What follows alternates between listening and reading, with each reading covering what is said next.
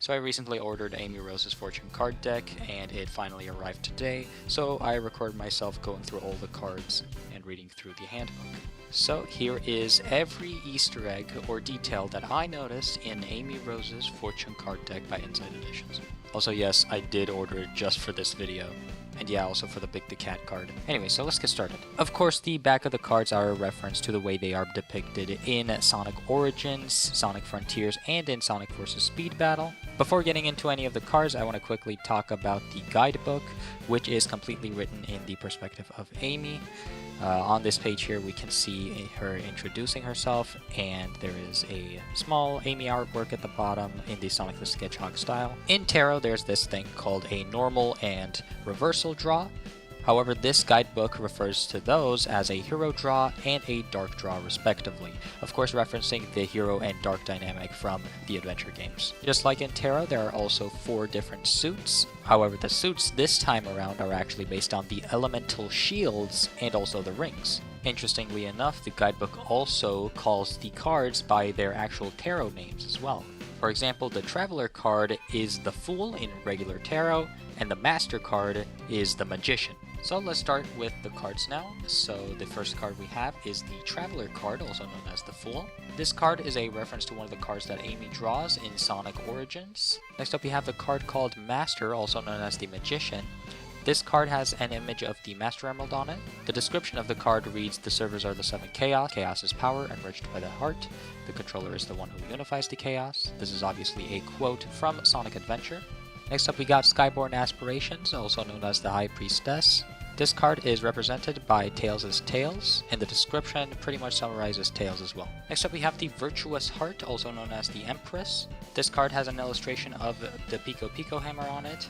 The description of the card pretty much summarizes Amy's motivations pretty well. This card also appeared in Sonic vs. Speed Battle if you look hard enough. Next up we have the Monstrum Machina card, also known as the Emperor. This card has an image of the Eggman logo, what seems to be in cyberspace. The description of the card reads that a fate can be nurturing if you tinker with it. This is a very interesting choice of words, considering Eggman had a alter ego in the IDW comics called Mr. Tinker. Babylon, also known as the Hierophant, has the logo of the ancient Babylonians on it. Of course, this is also the logo of the Babylon Rogues, first seen in Sonic Riders. Fruit, also known as the Lovers, has the image of a hero fruit and a dark fruit from the Chow Garden of Sonic Adventure 2. Freedom's Wind, also known as the Chariot, has an image of what looks like Sonic spinning. Of course, this also references Sonic being as free as the wind. The description of this one reads, rolling around at the speed of sound with a steadfast heart of gold will show others what you're made of. Thank you, Ian Flynn. Very cool. Man, can you just tell who wrote this? Anyway, next up we got Hero, also known as Strength. This card has an image of Caliburn on the same cliffside seen in Sonic and the Black Knight. The description of the hero draw of this card reads, if you're doubting yourself, this card is telling you it's okay, you've got this. Notice how it doesn't say this card means that it's okay, it's saying that it is telling you, the same way that Caliburn is talking to Sonic in Sonic and the Black Knight. Lone Guardian, also known as the Hermit, has Knuckles' fist punching into a bunch of rocks. Of course, this is a reference to the fact that Knuckles is the lone guardian of the Master Emerald. The description for the hero draw of this card actually mentions that no one is an island. Of course, some interesting wordplay, considering that Knuckles lives on an island. Time, also known as the Wheel of Fortune, is also a reference to one of the cards that Amy draws in Sonic Origins. Next up we got Justice, which is a very cool reference to the mural seen in Hidden Palace Zone in Sonic 3. The description of the card says that it signifies something coming to a satisfactory end, much like how the mural itself foreshadowed the true ending of Sonic 3. Unbound Future, also known as the Hanged Man, has the same symbol on it as seen on Silver's gloves. I may be stretching it a little bit, but I do think this kind of looks like a portal, and it was confirmed recently that Silver only travels back in time through mysterious portals, and maybe this is what the portals look like. The description of the card reads, when you dream of absolution, you often need to take on a new perspective. Of course, this is a reference to Silver's theme song from Sonic 06, also called Dreams of Absolution. Chaos or Death has an illustration of the 7 Chaos Emeralds on it. The description of the hero draw of this card says that something will be wrapping up or transforming into something new, much like how Sonic uses the power of the 7 Chaos Emeralds to go super, which normally happens near the end of the game. Next we have Eternal Flame, also known as Temperance. The name itself is a reference to Blaze's pyrokinetic abilities, and the illustration shows a royal badge with her face on it. Unyielding Darkness, also known as the Devil, has an illustration of two shadow symbols, 69. They are in red and black, which are Shadow's colors. The hero description of this card talks about letting your negative side take over, like how Shadow does sometimes. And the description for the dark draw of the card talks about letting go of something, much like how Shadow let go of the fact that he doesn't have to get revenge for Maria all the time. Doom, or the Tower, is another reference to one of the cards that Amy draws in Sonic Origins. Of course, this one has an illustration of a ghost on it from Sonic 3. Statue Savior, also known as the Star, has an illustration on it of the statue from Wacky Workbench Past from Sonic CD. The name is also a reference to the achievement you get when finding the secret in the 2011 ports of Sonic CD. Next up we have Phantom, also known as the Moon. This card has an illustration of the Phantom Ruby on it, of course the main plot point of Sonic Forces and Sonic Mania. The description of the card states that the card represents uncertainty. This fits the Phantom Ruby perfectly since it causes illusions. Next up we got Companions, or the Sun. This card is nothing special, it shows just an illustration of Pocky, Flicky, Ricky, Clucky, and Becky holding hands. The description of the card says that this is one of Amy's favorite cards. Judgment shows an illustration of perfect chaos in the same style as the mural seen in Lost World of Sonic Adventure. And finally we have the final major fortune, Gaia, also known as the World. This card is a reference to the ancient carving seen in Hadabad's Gaia Temple from Sonic Unleashed, showing the light and dark Gaia. It actually makes a lot of sense for this to be the card for the world, as Sonic Unleashed was a globe-trotting adventure. Now on to the minor fortunes, starting off with the Fire Suit. The King is represented by Silver, who was originally from a fiery future. Queen is Blaze for obvious reasons, and she is seen in a pose similar to her double jump from Sonic 06. The Knight is Gardon, and the Page is Marine due to being closely affiliated with Blaze. The Ace of Fire is represented by a fire item box. The Two of Fire is represented by two animals from SA2, the Phoenix and the Dragon. The Three of Fire has an illustration of 3 red wisps coming out of a burst wisp bomb. The 4 of Fire has 4 Chow on it, showing the aftermath of what happens when you release a Chow, with the Chow going to the forest to live a very happy life. I would also like to point out that the middle Chow is a Knight's Chow, or a neutral fly Chow if you want to be a nerd. The 5 of Fire shows a Knuckles Chow, Sonic Chow, and a Shadow Chow racing. Or a neutral run and a dark run Chow if you want to be a nerd. I might be stretching it a little bit, but the Sonic and Shadow Chow clashing into each other reminds me of this fan-made render. The 6 of Fire shows the aftermath of the race on the podiums from the Chow races. The 7 of Fire shows 7 white wisps trapped inside a capsule. The 8 of Fire shows a cyan wisp bouncing through 8 crystals. The 9 of Fire shows a Amy Chow protecting a Pocky and a pink wisp from a bunch of buzz bombers. And finally, the 10 of Fire shows a pink, orange, cyan, green, and blue wisp playing around with a bunch of animals and a Chow. Now on to the Water Suit. The King of Water is Chaos, for obvious reasons. Queen is Tikal due to her association with Chaos. She is also seen protecting the Chow near the Master Emerald, just like she did in Sonic Adventure. The Knight is Big, standing in the rain like in the opening for Sonic Adventure.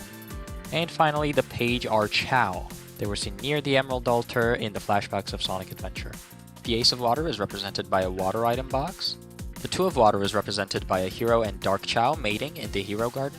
The 3 of Water is represented by a Rocky, Pocky, and Ricky dancing. I do think this is a bit of a stretch for me to say, but the description for the hero draw of the card says it's time to party, which is a reference to Sonic's line when spawning in Sonic Battle. Time to party! The 4 of Water is represented by a Chow thinking about 3 bats from Sonic Adventure 2. The 5 of Water shows 4 gold Chow crying next to a Chow that is inside a white cocoon. A Chow actually enters a white cocoon when it's about to die. The 6 of Water shows 6 different wisps going through a loop-de-loop. The 7 of Water shows a bunch of fish from Tidal Tempest Zone from Sonic CD looking at a Rocky. And the 8 of Water shows a Chow running into a forest after being released. The 9 of Water shows a Hero Chow looking at a bunch of flickies and white wisps in the sky. And finally we have the 10 of Water showing the Mother Wisp holding a bunch of Chow.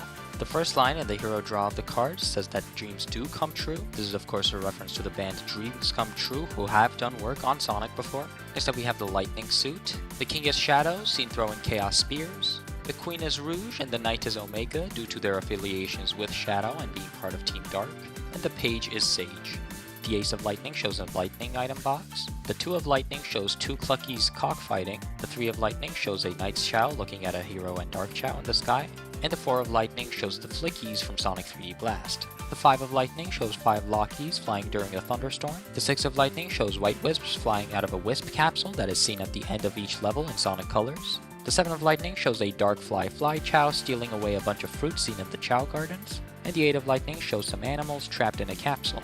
The 9 of Lightning shows a Tails Chow running away from a bunch of bats in Pumpkin Hill. And finally, the 10 of Lightning shows a bunch of Chow at the end of a race. All of these Chow are possible to get in the adventure games. However, the Chow that came in first place is actually Chakran, one of the NPCs in the challenge races seen in SA2. And now we have the suit of rings. The king is Sonic, and the description for the hero draw of the card says that there are endless possibilities for you, of course referencing the song Endless Possibilities from Sonic Colors, and it says that the world is your chili dog, of course chili dogs being Sonic's favorite food.